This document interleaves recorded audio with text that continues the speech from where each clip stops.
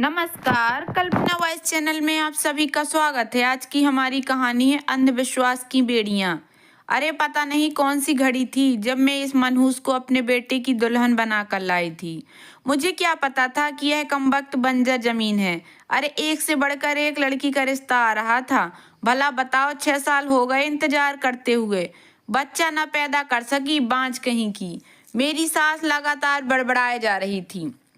उनके जहरीले शब्द पिघले शीशे की तरह मेरे कानों में पड़ रहे थे।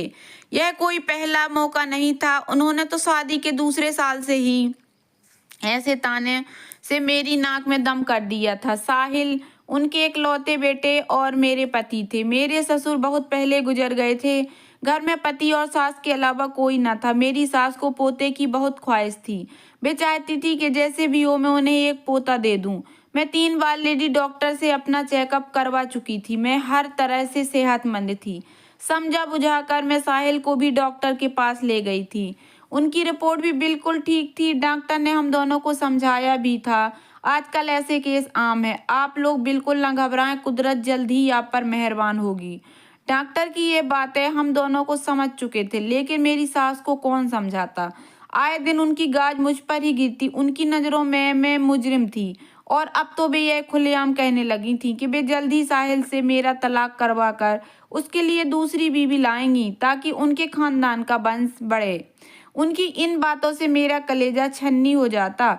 ऐसे में साहिल मुझे तसल्ली देते, क्यों बेकार में परेशान होती हो।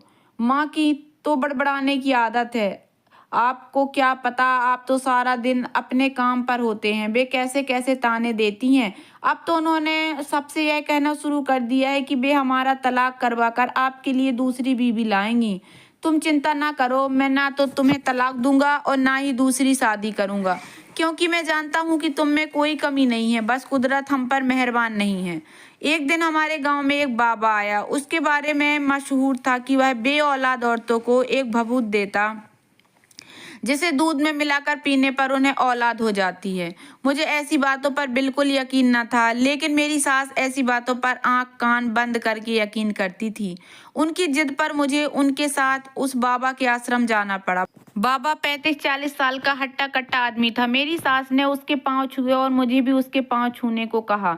उसने मेरे सिर पर हाथ रखकर आशीर्वाद दिया। आशीर्वाद के बहाने उसने मेरे सिर पर जिस तरह से हाथ फेरा, मुझे समझते देर न लगी कि ढोंगी होने के साथ साथ वह हवस का पुजारी भी है।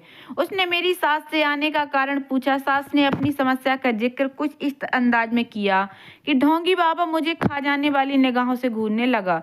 उसने मेरी आंखें देखी, फिर किसी नतीजे पर पहुंचते हुए बोला, तुम्हारी बहू पर एक चुड़ैल का साया है, जिसकी वजह से इसे औलाद नहीं हो रही। अगर वह चुड़ैल इसका पीछा छोड़ दे तो कुछ ही दिनों में यह गर्भ धारण कर लेगी, लेकिन इसके लिए आपको काली माँ को खुश करना पड़ेगा। काली माँ कैसे खुश होंगी? मेरी सास ने उत्सुकता से पूछा। तुम्हें काली माँ के लिए एक पूजा करनी होगी। इस पूजा के बाद हम तुम्हारी बहू को एक भभूत देंगे। इसे भभूत अमावस्या की रात में 12 बजे के बाद हमारे आश्रम में अकेले आकर अपने साथ लाए दूध में मिलाकर हमारे सामने पीनी होगी। उसके बाद इस पर से चुड़ैल का साया हमेशा हमेशा के लिए दूर हो जाएगा। बाबा जी, इस पूजा में कितना खर्चा आएगा? ज्यादा नहीं, 8,000 रुपए। मेरी सास ने मेरी तरफ ऐसे देखा मानो पूछ रही हो मैं इतनी रकम का इंतजाम कर सकती हूँ। मैंने नजरें फेर ली और ढोंगी बाबा से पूछा, बाबा इस बात की क्या गारंटी है कि आप भभूत से मुझे औलाद हो ही जाएगी? ढोंगी बाबा के चेहरे पर फौरन नाखुशी के भाव आए। वह नाराजगी से बोला, बच्ची, हम कोई दुकानदार नहीं जो अपने माल की गारंटी देता है। हम बहुत पहुंचे बाबा हैं। तुम्हें अगर औलाद चाहिए तो जैसा हम कह रहे वैसा करो, वरना तुम यहाँ से जा सकती हो। ढोंगी बाबा के रौद्र रूप धारण करने पर मेरी सास सहम गई। फिर मुझे खा जाने वाली निगाहों से देखते हुए चापलूसी के लहजे में बाबा से बोली, बाबा जी, यह नादान है, इसे आपकी महिमा के बारे में कुछ पता नहीं। आप यह बताइए कि पूजा कब करनी होगी? जिस रोज अमावस्या होगी उस रोज शाम के 8 बजे हम काली माँ की पूजा करेंगे। लेकिन तुम्हें एक बात का वादा करना होगा। वह क्या बाबा जी? तुम्हें इस बात की खबर किसी को भी नहीं होने देनी है, यहाँ तक कि अपने बेटे को भी। अगर किसी को भी इस बात की भनक लग गई तो समझो उसने अपनी बात अधूरी छोड़ दी। मेरी सास ने ढोंगी बाबा को फौरन यकीन दिलाया कि वे किसी को इस बात का पता नहीं चलने देंगी। उसके बाद हम घर आ गईं। 4 दिन बाद अमावस्या थी। मेरी सास ने किसी तरह पैसों का इंतजाम किया, फिर पूजा के इंतजाम में लग गईं। इस पूजा में मुझे शामिल नहीं किया गया। बस रात को उस ढोंगी बाबा के पास एक लोटे में दूध ले जाना था।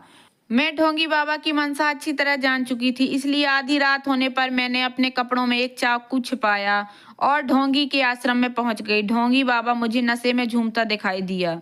उसके मुंह से शराब की बू आ रही थी। तभी उसने मुझे बनी एक कुटिया में जाने को कहा। मैंने कुटिया में जाने से फौरन मना कर दिया। इस पर उसकी भावें तन गईं। वह धमकी देने वाले अंदाज में बोला, तुझे औलाद चाहिए या नहीं? अपनी इज्जत का सौदा करके मिलने वाली औलाद से मैं बे औलाद रहना पसंद करूंगी। मैं दृढ़ स्वर में बोली, तू बहुत पहुंची हुई है, लेकिन मैं भी किसी से कम नहीं। घी जब सीधी उंगली से नहीं निकलता तब मैं उंगली टेढ़ी करना भी जानता हूँ। कहते ही वह मुझ पर झपट पड़ा। मैं जानती थी कि वह ऐसे नीच हरकत करेगा, अतः तुरंत चाकू निकाला और उसकी गर्दन पर लगाकर दहाड़ी। मैं तुम जैसे ढोंगी बाबाओं की सच्चाई अच्छी तरह जानती हूँ। तुम भोली भाली जनता को अपनी चिकनी चुपड़ी बातों में न केवल लूटते हो, बल्कि औरतों की इज्जत से भी खेलते हो। मैं यहाँ अपनी सास के कहने पर आई थी। मुझे कोई भभूत भभूत नहीं चाहिए। मुझ पर किसी चुड़ैल का साया नहीं है। मैंने तेरी भभूत दूध में मिलाकर पी ली थी। तुझे यही बात मेरी सास से कहनी है बस। अगर तूने ऐसा नहीं किया तो मैं तेरी जान ले लूंगी। उसने घबरा कर हाँ में सिर हिला दिया। तब मैं लोटे का दूध वहीं फेंक कर घर आ गई। कुछ महीनों बाद जब मुझे उल्टियां होने शुरू हुई तो मेरी सास की खुशी का ठिकाना न रहा, क्योंकि वे उल्टियां आने का कारण जानती थी। यह खबर जब मैंने साहिल को सुनाई तो वे भी बहुत खुश हुए। उस रात साहिल को खुश देखकर मुझे अनोखी संतुष्टि हुई, मगर सास की अक्ल पर तरस आया, जो यह मान बैठी थी कि मैं गर्भवती ढोंगी बाबा की भभूत की वजह से हुई हूँ। अब मेरी सास मुझे अपने साथ सुलाने लगी। रात को जब भी मेरा पाँव टेढ़ा हो जाता तो वे उसे फौरन सीधा करते हुए कहती कि मेरे पाँव टेढ़ा करने पर जो औलाद होगी उसके अंग विकृत होंगे। मुझे अपनी सास की अक्ल पर तरस आता, लेकिन मैं यह सोचकर चुप रहती कि उन्हें अंधविश्वास की बेड़ियों ने जकड़ा हुआ है। एक दिन उन्होंने मुझे एक नारियल लाकर दिया और कहा कि अगर इसे भगवान गणेश के सामने एक झटके से तोड़ दूंगी तो मेरे होने वाले बच्चे के गालों में गड्ढे पड़ेंगे, जिससे वह सुंदर दिखा करेगा। मैं जानती थी कि ये सब बेकार की बातें हैं, फिर भी मैंने उनकी बात मानी और नारियल एक झटके से तोड़ दिया। लेकिन इसी के साथ मेरा हाथ भी जख्मी हो गया और खून बहने लगा। लेकिन मेरी सास ने इसकी जरा भी परवाह नहीं की और गणेश जी की पूजा में लीन हो गई।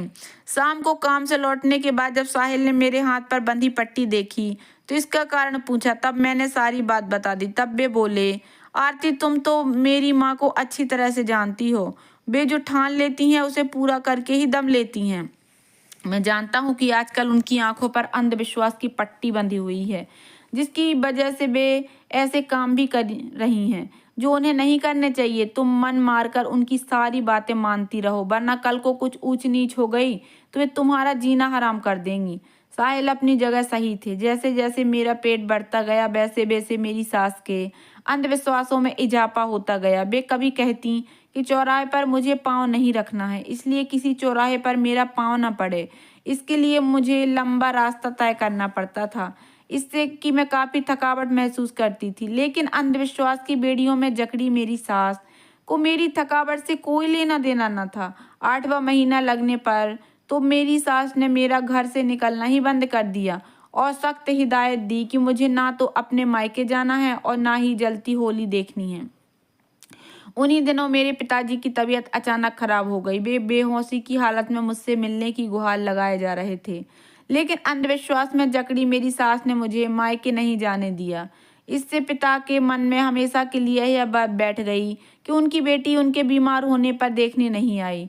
उन्हीं दिनों होली का त्योहार था। हर साल मैं होलिका दहन करती थी, लेकिन मेरी सास ने मुझे होलिका जलाना तो दूर उसे देखने के लिए भी मना कर दिया।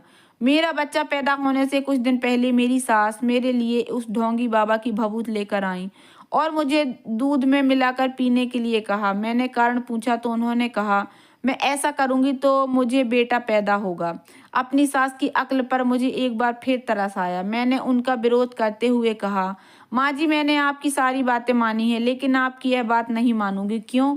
सास की भावें तन गईं, क्योंकि अगर भभूत किसी ऐसी वैसी चीज की बनी हुई होगी तो उसका मेरे होने वाले बच्चों की सेहत पर बुरा असर पड़ सकता है।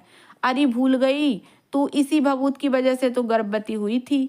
उनके लाख कहने पर भी मैंने जब भभूत का सेवन करने से मना कर दिया तो न जाने क्या सोचकर वे चुप हो गईं। कुछ दिनों बाद जब मेरी डिलीवरी होने वाली थी, तब मेरी सास मेरे पास आईं और बड़े प्यार से बोलीं, बहू देखना तुम लड़के को ही जन्म दोगी।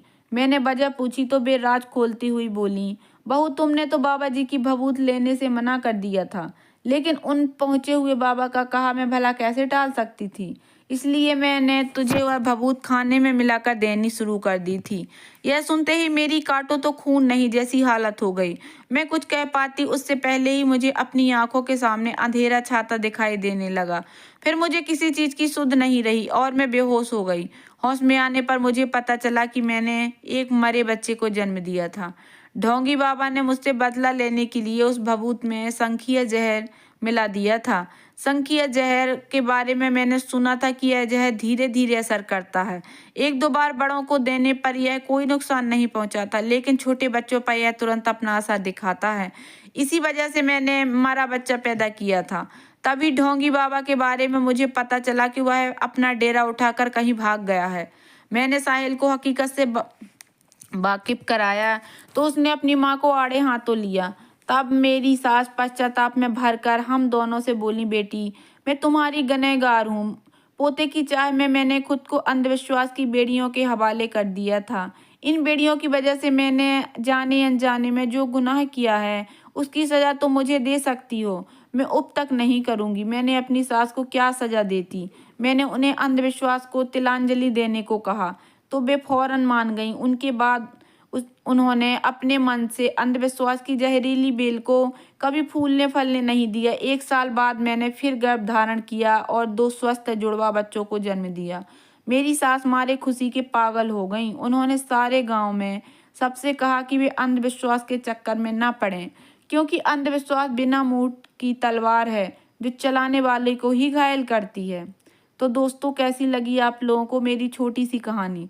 अगर कहानी पसंद आई हो तो प्लीज़ मेरे वीडियो को लाइक कर देना। चैनल पर नए आए हो तो प्लीज़ सब्सक्राइब कर लेना और ज़्यादा से ज़्यादा शेयर करना। धन्यवाद दोस्तों।